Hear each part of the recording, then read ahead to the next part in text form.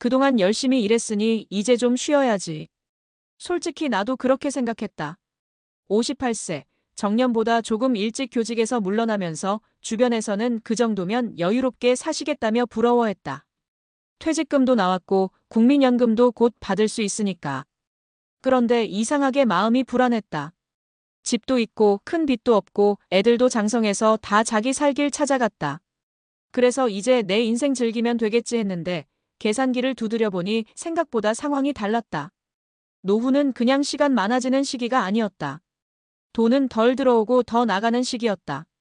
그리고 그게 하루아침에 현실이 된다. 오늘은 그런 이야기를 해보려고 한다.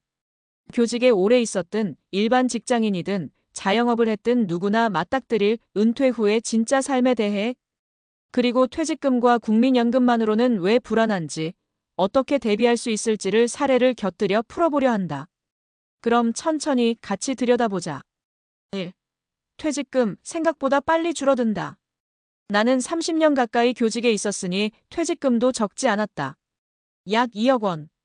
처음에는 이걸로 이자나 좀 받으면서 조용히 살면 되지 싶었다. 그런데 말이야, 이 돈이 생각보다 빨리 녹아내렸다.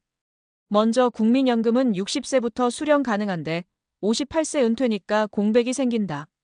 그 2년 동안은 퇴직금으로 생활비를 충당해야 했다. 월 200만 원만 써도 1년에 2,400만 원. 2년이면 4,800만 원. 그리고 예상 못한 일이 벌어졌다. 아내가 무릎 수술을 하게 된 거다. 병원비, 재활비, 교통비 1천만 원 가까이 훅 나갔다. 나는 그제야 알았다. 퇴직금은 연금이 아니다. 이건 목돈일 뿐이고 이자로는 생활 못한다. 요즘같이 금리도 왔다 갔다 하는 시대엔 더더욱 그렇다. 2. 국민연금 생각보다 부족하다. 국민연금은 나 같은 경우 월 90만 원 정도 나온다. 많은 건 아니지만 없으면 정말 막막했을 거다. 그런데 문제는 이게 혼자 살면 그럭저럭 버틸 수 있는 수준이라는 거다. 예를 들어보자. 물가가 매년 오르고 건강이 예전 같지 않아서 약값도 들어간다. 게다가 교사였던 나조차 개인연금이나 주택연금 같은 대비는 거의 없었으니 국민연금만으로는 생활이 빠듯했다. 그리고 사람 마음이란 게 은퇴하고 나면 오히려 더 소비하고 싶어진다. 이젠 좀 살아보자는 생각에 여행도 가고 싶고 문화생활도 해보고 싶은데 현실은 국민연금으로는 월세도 벅찬 수준이다. 3. 세 가지 사례로 보는 은퇴 후의 현실. 사례 1. 교장까지 했는데도 아파트 팔고 전세로. 인물 60세, 전직 초등학교 교장, 배우자와 단둘이 거주. 배경 퇴직 후 퇴직금 약 3억 원, 국민연금 월 120만 원 수령.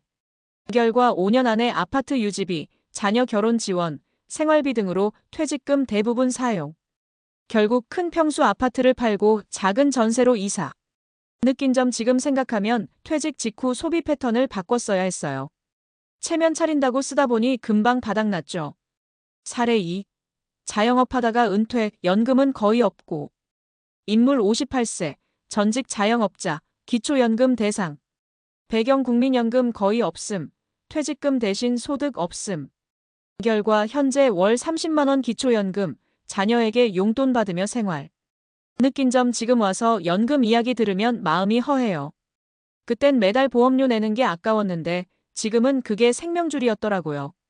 사례 3. 은퇴 전 미리 준비해 월세 받는 구조 만들어놨어요.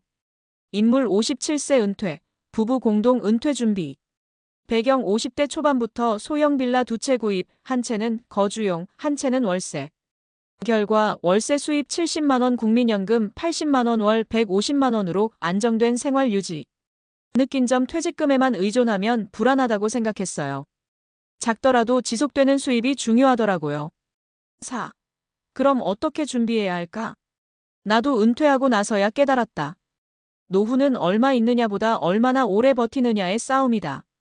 그렇다면 우리가 준비할 수 있는 건 다음 세 가지다. 국민연금은 무조건 납부하자. 국민연금은 최고의 연금이다. 수익률, 안정성, 평생 지급. 늦더라도 채워넣는 게 낫다. 퇴직금은 지속 가능한 수입원으로 전환하자.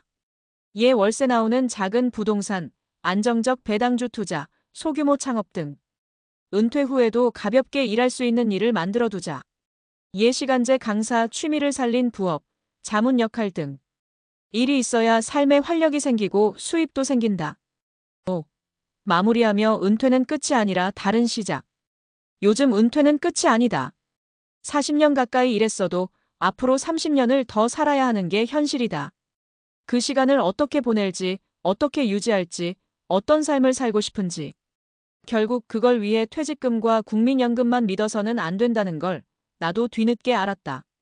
누구에게나 은퇴는 처음이다.